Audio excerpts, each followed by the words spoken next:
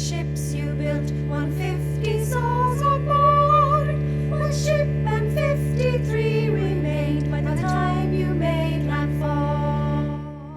As we have explored Cessair's story, we have come to believe that in a sense, it never ended. That in a sense, she is with us still. We believe that she and the other women worked very hard to build homes and gather food and to learn about the plants and the animals of their new land, Ireland. They still missed the soil of their childhood on the Nile and often felt that their hearts were split in two. But as their hearts stretched with this division, they also expanded, growing and growing, so that they could spread their love around their new home and share it with the children they raised together. Once his sisters settled and firmly rooted, Cessair herself began to travel. The longer she lived, the further she journeyed, far and wide, exploring each of the corners of this island. She became a great healer, gathering herbs and stories, and sharing them with all who she met and tended in her travels. She lived to a very old age until her heart became so expansive that it burst, scattering itself through the island so that her body and soul were received by the land she had made her home. And that is why, anywhere in Ireland, if you listen closely, you can feel her love and hear her wisdom in the wind, in the waves, in the rustle of the leaves of the trees, and in the stories of us all.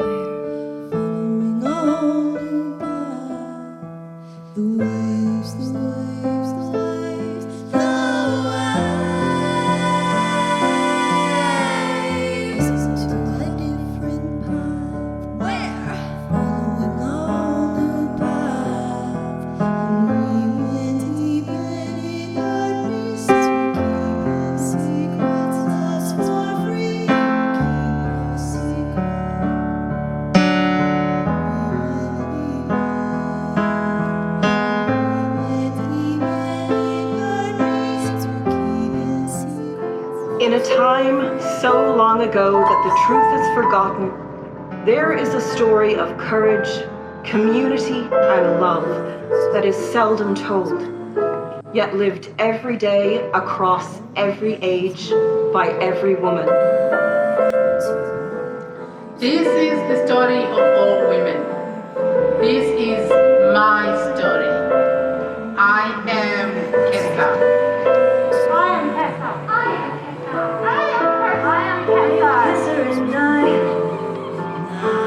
My Cessair, heed God's warning. A great flood is coming.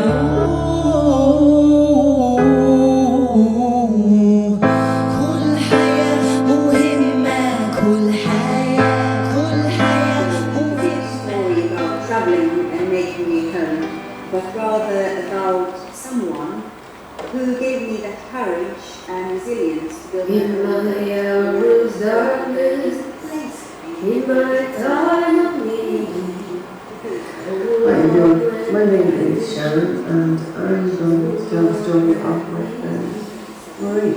My story begins in 2012 when I arrived in Dublin, Ireland with a pregnancy. I'm just to tell my own story, which in a way is the story of many other women. I was fortunate enough to grow up in a family of very strong women.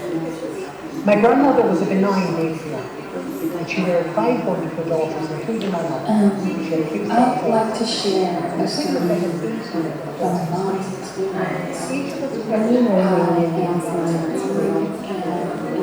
Well, I came to Perth in February 2020, the 10th of February to be exact, for 4 months.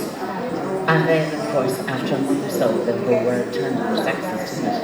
Everything was better. So I had a 6-month visa, which I was grateful for. And the 6 months before it changed